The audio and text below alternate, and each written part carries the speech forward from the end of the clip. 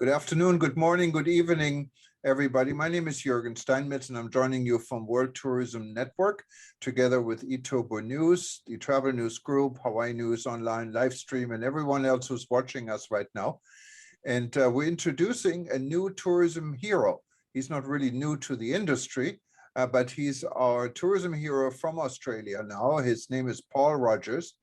He runs Planet Happyness, and we have called him the Happy Man before. He's also a member of the World Tourism Network, and we had him as a guest. We actually had a presentation about his project, and we're very pleased to that Paul was nominated to enter our Hall of Tourism Heroes, and he will participate in our Hero of the Year award later on this year. And he has an amazing concept to get destinations happy and happier and make tourism measurement produce different type of reports that might be a lot more useful what we can find on the market today. Paul, congratulations. Thanks very much, Jürgen.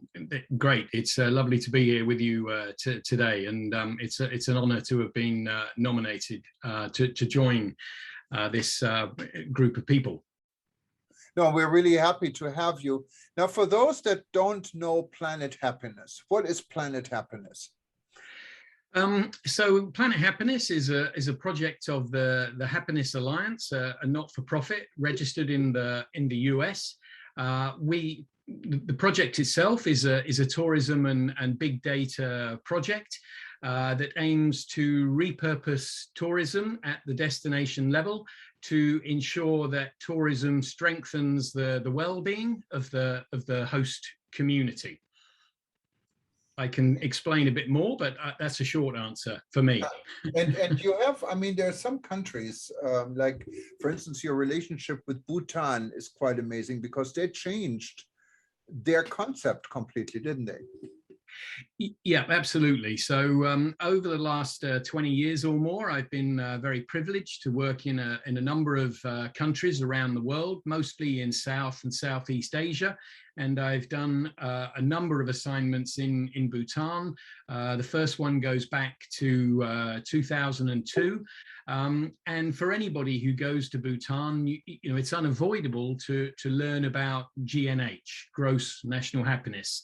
And so this coining of this phrase goes back to their previous king when he was a young man being taught about development, and he was taught about measuring development and the concept of gross national product.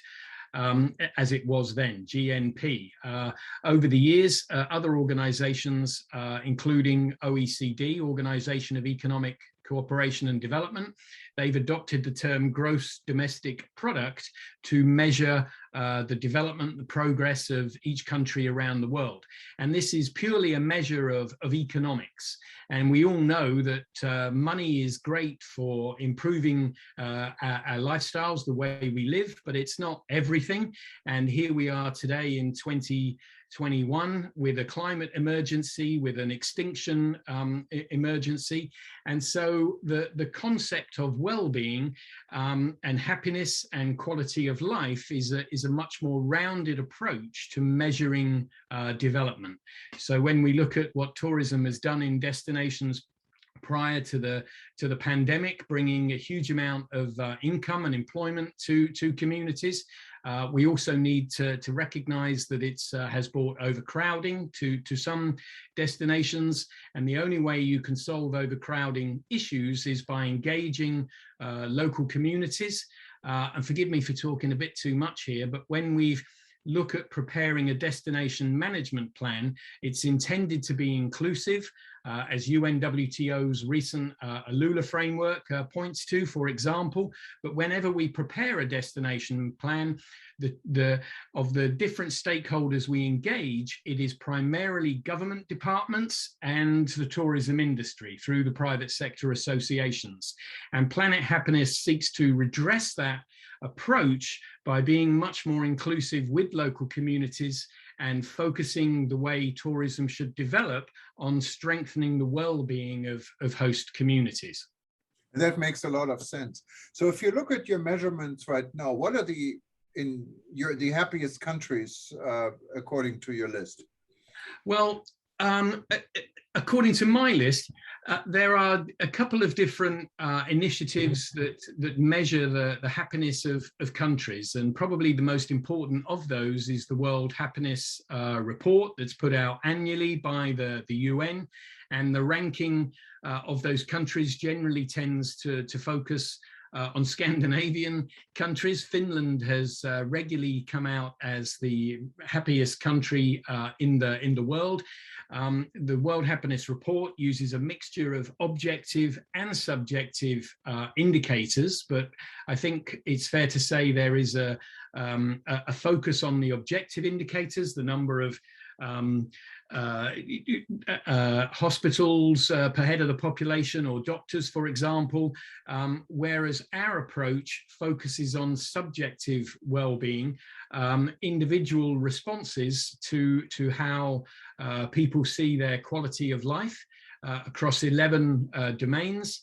And so what our approach is about engaging people at the grassroots level to engage with this happiness well-being agenda and get traction for policies that are coming through from above to promote a better quality of life for citizens. And there are, New Zealand is heavily into this, besides Bhutan, the UAE, Iceland, and all European countries are engaged in some form of happiness measurement and policy making. So this is an expanding agenda, and Planet Happiness is about engaging the tourism sector in advancing this well-being agenda, which I think is a very enlightened approach to development.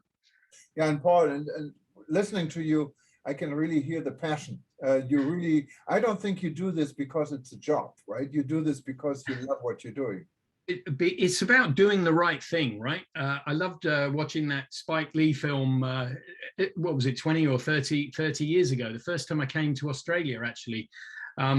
Spike Lee's film, Do the Right Thing. That film resonated with me because I used to be a policeman. That was the first job I had coming out of my education, and it was quite an emotional film, but this slogan, "Do the right thing," is what drives me in the way I work and what I do with work. And Planet Happiness is about doing the right thing. No, that's wonderful. And you're in Australia. What part of Australia are you in? I live in a small village called Lennox Head. It's about 2 hours south of Brisbane. We're south of the Gold Coast. We live very close to the iconic Byron Bay, the most easterly point of Australia. And yeah, just a small village here, which is a great place to be at the moment with the pandemic. I've been living in Australia for 12 years, and most of the time that I've been living here, I've been out of the country working on assignments throughout South and Southeast Asia, occasionally Africa. But since the pandemic, I've been here since the year last March, and it's a great place to be stuck while we're enduring the pandemic on this wonderful large island. How far are you from Whitsunday Island? They're further north. I've never been up there. Well, I've been to Cairns, but the Whitsundays, I think you access from Cairns, and that's about a 2-hour flight north from here. I remember. Yeah, no, I went to Whitsunday Islands. I know I changed planes in Brisbane, and it was beautiful. I went on a sailing safari, and I had a great time. It was, talking about remote, it was remote, but it was wonderful. Yeah, I can imagine. Yeah, it'd be just fantastic. Yeah. No, Paul, thank you so much, and congratulations again. And for those that wanted to get more information on what you're doing, of course, you can go to the WTN.travel website, look up Paul Rogers for Planet Happiness under Australia, or we also have a link to your website directly. Or what's your website directly, Paul? Well, if anybody just Googles Planet Happiness, they'll find us. We actually selected a URL which says Our Heritage, ourhappiness.org. So Yeah, Okay. it's all about where we come from, learning lessons from where we come from, and celebrating our heritage moving forward, both natural heritage and cultural heritage. That's what we've got to look after and treasure. Yeah, no, we're looking forward to learning more, and we're very pleased to have you join our Heroes Club. It's getting bigger and bigger, but we're only 20-some, so it's still a very exclusive group of people. Now you're part of it, and it's part of the World Tourism Network. Anyone who wanted to nominate a hero, you can do this. Just go to heroes.travel. You also find Paul's profile here in the link. So heroes.travel, and you can nominate. There's never a charge. We don't charge to nominate anyone. You can nominate yourself, but you need at least one other person who endorses this. And then we look through your application and see what you did and see if we can welcome you to become a hero like Paul is. And as I said, we don't charge for this. We're not going to ask for promotional money. It's free. It's just meant to really recognize what you're doing or what a person is doing, because there's so many people, especially now in times of COVID and of crisis, that go the extra step and doing something what is so unusual. And with Zoom and social media and so forth, it is so easy to get this information to everyone in the world. Well, Paul, thank you very much. And also, one more thing I wanted to add, we're just about to add an interest group to the World Tourism Network. Paul will be leading under Planet Happyness. So those that are members, you can stay tuned. And if you're not a member of the World Tourism Network yet, just go to wtn.travel, sign up, and we'll be happy to welcome you as a member. We have members now in 128 countries. So you'll be joining a good group of people. All of our members, I think, are passionate. Otherwise, they wouldn't join us. Well, Paul, thank you so much. And I give you the last word, and then we can say aloha from here, or goodbye, or wherever you are. Yeah, great. Thanks very much again, Jürgen. The group that you just alluded to, yeah, we'll set up a group on the World Tourism Network. We'll call it Destination Wellbeing. We don't want to make it exclusive sort of Planet Happiness dialogue. We want to talk about anything in that group that relates to facilitating, enabling destination well-being. So we look forward to people joining the group and contributing to the discussion and carrying this agenda forward. Just very briefly, I'd like to mention that a couple of months ago we convened a high-level dialogue with leaders of the industry to look at this well-being agenda and the imperative for travel and tourism to recognize and value the contribution of tourism to destination well-being. I encourage anyone listening to look through the papers that we put together for that agenda, and look forward to carrying the conversation forward with interested parties moving forward. Thanks again, Jürgen.